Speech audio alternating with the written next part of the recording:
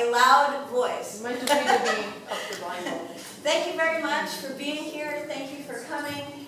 I'm honored to be in this room right now. I very rarely get an opportunity to even be in a room with one other person that I don't have an argument with. You know what I'm talking about, right? I mean, we know what is going on. I don't need to add anything to what Jill said. I don't need to add anything to what Mike said. I mean, this goes for me as well, and I feel like we're a part of a genuine movement, and I believe in this movement. The civil rights movement of the 1950s did not start in the 1950s. It started in the 20s and 30s with brave souls who had everything to lose, and many of them did lose their lives. But they went into the South and they were telling people, you have the right to vote. Now, this is the United States of America in 2018. This is not the Roman Empire. This is not the Catholic Church. We have a democracy. This country is a republic.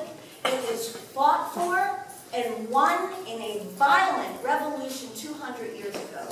We do not have to have another violent revolution. We need to occupy this government. This is our right and our duty as citizens of the United States to do right now. I'm running for office without any money. I don't even have one sign. I created a newsletter. I have one piece of paper, an 18 by 11 piece of paper, and I am being smeared in the media. I have been tried and convicted of battery by the same DA that dropped all charges on a man caught red-handed sexually violating a 3-year-old boy. This is true. This is happening in San Mateo County. When our lawmakers have gone this far awry, who do we go to? I cannot go to the law, that the law has totally failed to protect the public. A man attacked me viciously, violently, sexually, verbally, in public. Another man joined him. They were typical Trump supporters, white, male, supremacists, who feel like their rights are on the line right now. And they attacked me, and I defended myself, and I wound up with a criminal charge on my record. I am fighting it. I am fighting this. I'm taking it to the Supreme Court if I have to. I am not going to take this guilty verdict when I was defending myself against an attack. And this is exactly my plan. We have a system. We don't use the system. As I was being charged for assault, I sat through court proceedings, and I saw over and over again, predominantly people of color, giving up their right to a speedy trial.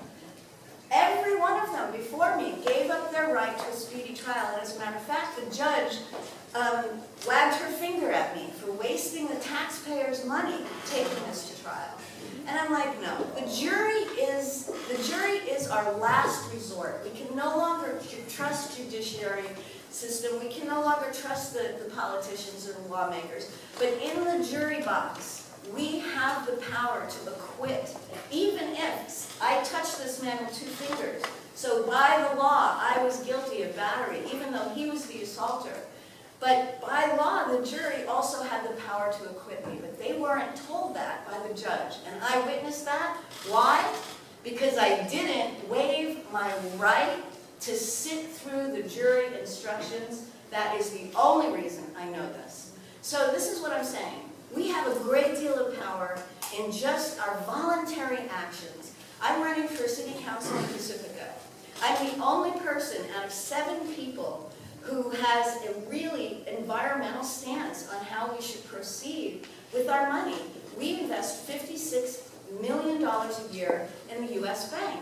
The U.S. Bank backed the North Dakota Access Pipeline and is now, unfortunately, the BioBridge pipeline. And there is no reason why Pacifica, a city full of environmentalists, is supporting the fossil fuel industry with our money. This is where we can kick their asses. Take the money out of the banks.